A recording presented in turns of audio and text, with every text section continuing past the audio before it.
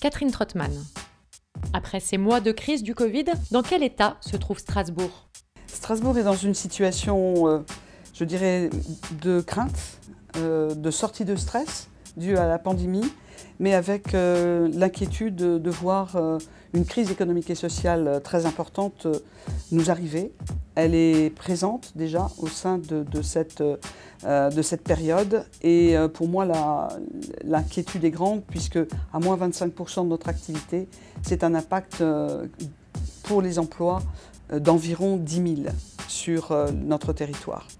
10 000 emplois menacés, c'est l'équivalent des emplois du port autonome de Strasbourg. C'est dire que ça peut toucher des grandes entreprises, des services, toutes les activités. Je crois que ça donne un ordre de grandeur. Donc il faut s'organiser contre ce risque. Dès le lendemain de l'élection, si vous êtes maire, qu'allez-vous faire pour remédier à ça? La première chose que je ferai, c'est préparer la rentrée pour les enfants, les parents, mettre en place aussi une initiative dans le domaine de la montée en compétences numériques, soutenir les activités de la restauration, du commerce, mais aussi et surtout m'occuper de la mise en place d'une plateforme pour permettre aux jeunes d'accéder à l'emploi sous la forme d'abord des stages, de l'apprentissage, mais aussi du premier emploi. Ce sera la préparation d'un grand rendez-vous avec le monde de l'économie sociale et solidaire, les associations, pour réfléchir ensemble sur les nouvelles solidarités avec le monde économique, pour pouvoir dresser ensemble l'agenda de la transition énergétique et climatique. Et sinon, vous, comment ça va? Moi, ça va.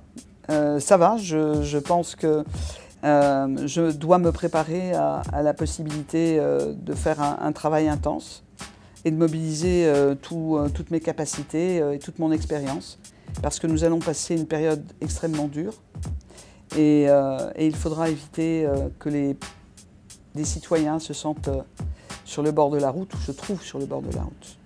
Et l'inclusion sociale va être pour moi une préoccupation de tous les instants. Rendez-vous ce dimanche dans l'Isoloir.